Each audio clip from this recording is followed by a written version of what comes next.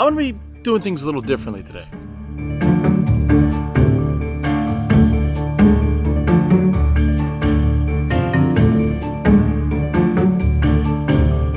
Nothing really changes in reality outside of the name of the channel.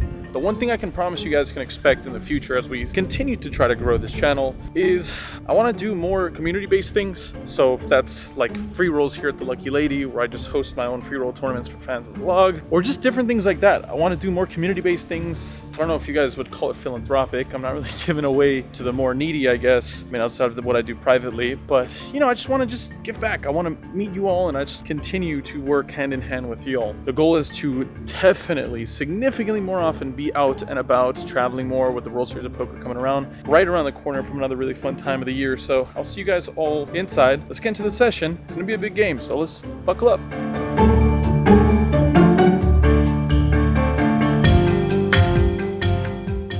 Too many hands to muck around, so let's get right into it. In this first hand, early position makes it $60 to go. I'm in the small blind and I look down at Ace Jack. This seems like a really nice spot to go ahead and ISO 3-bet, which I do. $250 to go, sir. He calls and the flop comes out as good as it's ever going to get for Ace Jack. We flop ourselves trips. There's nothing really to be worried about. I go ahead and down bet pretty small here, and it seems like my opponent's going to take the bait and go for a raise. Feels like anything besides calling here is a massive, massive mistake. So I'm going to go ahead and lay the trap here and just call. The turn card comes out the 4 of diamonds, bringing the backdoor flush, and unfortunately the action checks through. Hoping that the money gets in the middle somehow. In the river card comes a beautiful 7 of clubs. Unfortunate now because I chop with all the other jacks, but I mean, I kind of am banking on my opponent bluffing here. So I just go ahead and check. Wait, I actually do something a little different than checking. I go ahead and throw out a little blocker bet of 50. Effectively looks like a check, but it could also look like a really weak play, looking like I'm trying to get a hand to showdown like pocket aces or kings or something like that. My opponent decides to go all in for about $1,500 effective. With the easiest call of my life, I go and do it, and my opponent confidently shows pocket deuces. Obviously, we're going to win this hand, as his hand is pretty bad here, but don't forget this opponent. We're going to get in the mix with him very soon here. Nice to win the first one, though. Middle position raises it up here. The button in the small blind and the big blind all call. I'm in the straddle, and we look down at a squeezable, once again, 3-betting from the blinds with ace-queen. Make it 400. It folds all the way back to the big blind, who decides to call, only leaving himself about $1,000 behind. Kind of interesting, the old double cream, and the flop comes out 7-6 deuce with 2 clubs. Not great, and even more so the case when my opponent just lead rips it all in for 1K. Unfortunate, but I think my hand's a little too good to fold. It sounds ridiculous, but straight draws and flush draws can be out there. Ace high is going to be good some portion of the time. I don't think my opponent's going to have a very strong hand when he just calls the initial raise and then just calls my squeeze. Either way, looks like all of that is for naught when my opponent shows 9-7 offsuit. So definitely getting a little crazy here. We decide to run the board out twice, and it looks like that was a bad idea. When the first board immediately gives me top pair with the queen kicker as it comes the ace of diamonds, the river card comes 8 and 10. Now we're going to the second board, looking to get lucky again, I suppose, and it comes an 8 of clubs and then a 4 of hearts. We're going to go ahead and chop up this pretty gnarly pot here. Well, looks like I guess I should have run it once. So far in this session, we've looked at a bunch of premiums. In this next hand, something really weird happens, so follow along with me. I'm in early position. I raise to $60 after looking down at some broadways. The button, who's a hyper-aggressive young lad, decides to 3-bet here to $250. He's probably 3-bet 3 of the last 4 hands.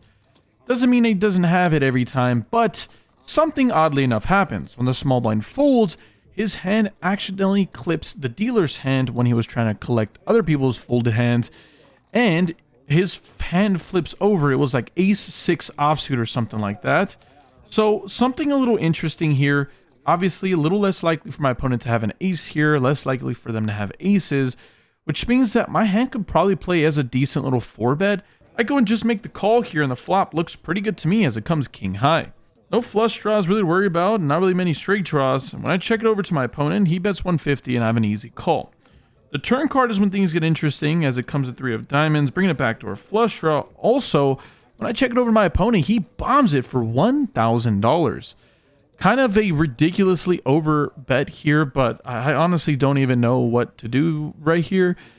I think calling is pretty mandatory, as this is the same opponent from that very first hand we played against. And we've just kind of got to, you know, buckle down, hunker down, and just kind of go with our hand. The river card comes the 8 of clubs, completing some random straights, but in reality, it doesn't change a whole lot. When I check it over to him, he thinks about it for a bit before deciding to go all in for 2,500 effective. That's about what I have left in my stack.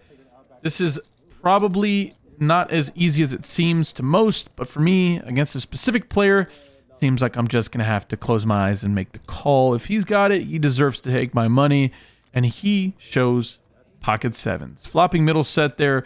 Didn't think he'd be 3-betting any of these lower cards, but hey, I was proved super wrong. The one thing I can promise you for poker is that as you're rising up the ranks in these larger games, the swings get more ridiculous and significantly more emotional. At least for me, they do. I'm sure for some of these grinders out there, it's just another day, another life of variance and whatever, but I don't know. Shit kind of hurts sometimes.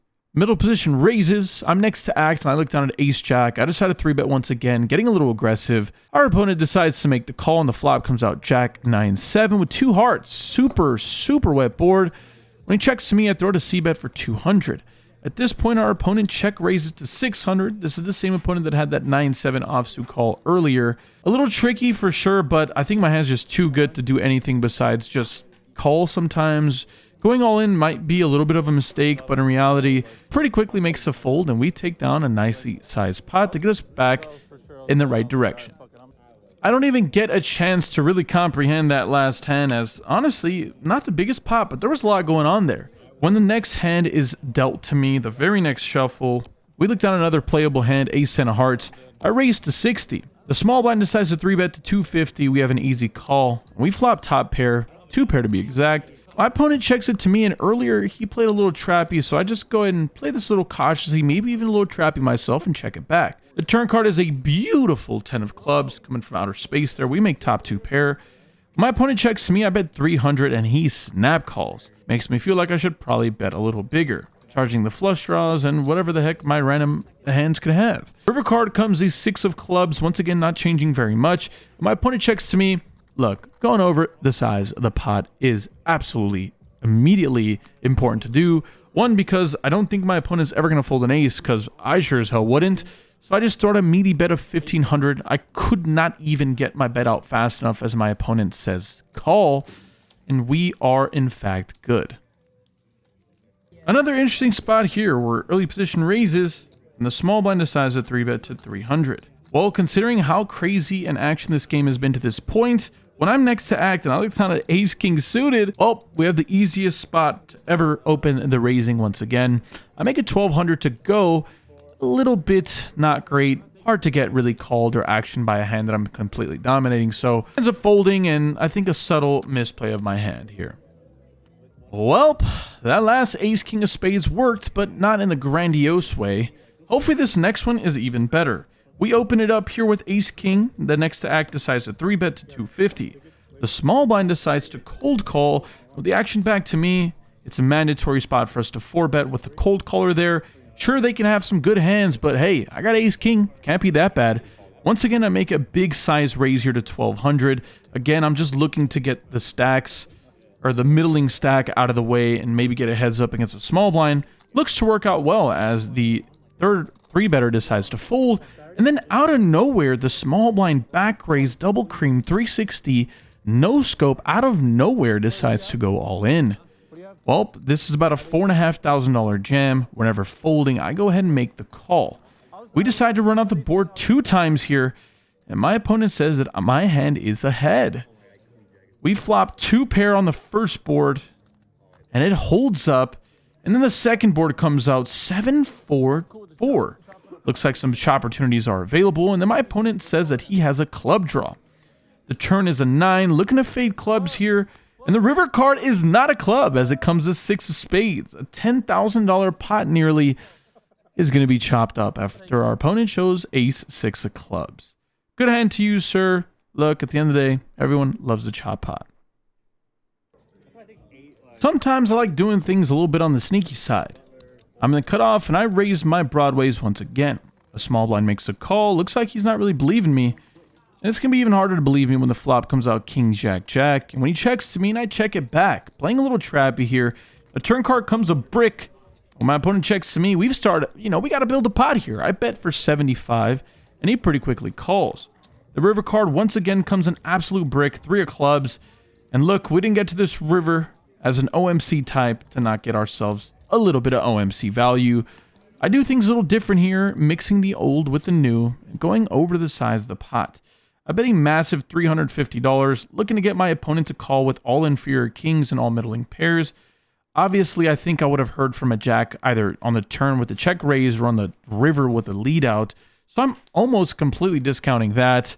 And once again, I think I can definitely look a little bluff happy here as all the flush draws miss and all the straight draws miss. Looks like that's the case. My opponent looks me up here and Kieran the OMC takes this pot down. By this part of the night, it seems like the action is still not enough for some folks, and we decided to play the stand-up game, or in this specific game, we call it the army man game. Same principles apply, so you don't have to really worry about it too much. If you lose this thing, you're paying out some bounties, and they're pretty sizable. So sizable that I decide to open up a pretty speculative hand to just try to steal one here as I look down to king 6 suited. The cutoff is where I find myself, and then the button, as well as the straddler, make the call. We flop top pair here on a board that contains some straights and some flush draws. I definitely don't love this board, but hey, kind of is what it is. With the action checked over to me, I think this is still a spot where we have to c-bet considering that bounty game is going on here. We can definitely get floated by some worse hands. There's a bunch of draws out there, but in real time I just check it and it ends up checking through. We end up going off to a turn card that comes out a pretty inconsequential 9 of spades. No straight draws get in there. And with the action checked over to me, at some point I gotta put some money in the middle. I bet 125. The button thinks about it for a bit, who's definitely a solid player, and decides to raise. He ends up deciding to raise to 450, and with the action folded back to me, seems like our hand's a little too good to throw away, so I call. The river card comes a pretty whack card as it comes an 8 of spades. Doesn't bring in that front door flush, but brings in 5-6 and some other random straights. I end up checking it over to my opponent who thinks about it for a while and then decides to just throw out a ridiculous bet of $4,000, putting me all in. I just don't think I can ever call here. My hand's just way down in the range here. He ends up showing his hand and he shows down jack 10 offsuit. So we had him drawing to like 3 outs or 4 outs, literally drawing dead. And somehow he gets bailed out on turning a gutter to hit a gutter. He turned a gutter to a gutter and got there somehow. So c'est la vie. It's just how we're running, baby. We're going to come back though. This is going to bring us to the last hand of the session. Good or bad, we will have to see about that. At this point, that stand-up game, the Army Man game, is still going on. There's only like 3 or 4 of us left. Again, there's a pretty big bounty to pay out. And with 4 limpers to me, and I'm in the straddle, I look down at a Broadway holding here, king jack off. I just want to make this a big raise here and just kind of get this over with. I make it 300 over the $20 limpers. The first limper calls and everyone else folds, and the flop, praying for a good one, and it does. Comes out jack 3 deuce. Pretty not scary, even in the slightest. It's a complete rainbow board. So with the action on me, I throw out a small c-bet of 175. Our opponent just calls, and the turn card comes out the 5 of clubs.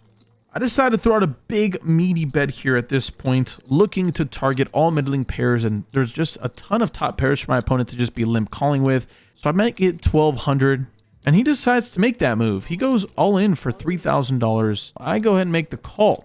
My opponent asks me if I want to run it once or twice, and when that's usually the case, I'm like, feel like I have the best hand here. Sure, we can run it twice if you like. And then he lets me know that he flopped a set. We have just been running into sets today. At this point, I know I'm drawing stone dead, so I just let him know, let's just run it once. And the river card gives him a boat. Pocket 3s is going to be good, sir. They are better than 1 pair.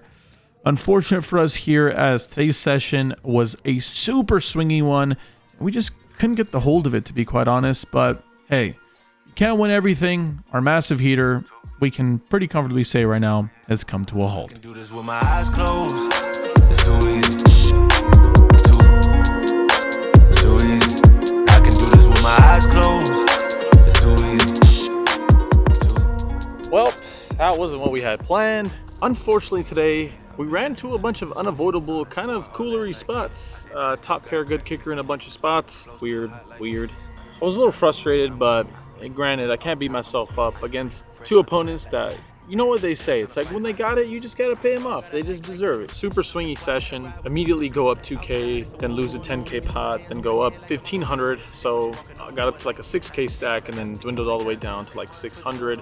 Ended up losing the round of stand-up when I had like no money in front of me and just took whatever little bit of crumbs I had left and just called it a day. Obviously, wasn't gonna pan out for me today. Another rough session here at the Lucky Lady. But, you know, every massive heater has to come to an end. It sucks that this one was a little abrupt, but hey, it just wasn't my turn today. We were in for 47 and out for like 500 bucks. So outside of that, you know, I love you guys all so much. Thank you so much for supporting the channel.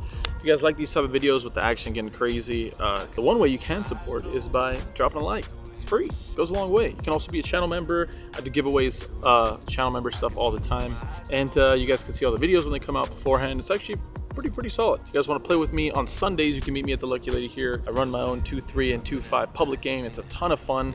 We get 2 to 3 tables every single week, and there's a bounty out. I'll give away $500 whenever we can get a third table going. Outside of that, if you can't play with me there, you guys can always play with me at the Splash Squads on the virtual felt, and I'll be streaming all of those sessions on Sundays. Got to take the good with the bad. You can enjoy this lovely weather. It's nice that it's not blisteringly hot. I mean, I'm in California, man. How bad can it be?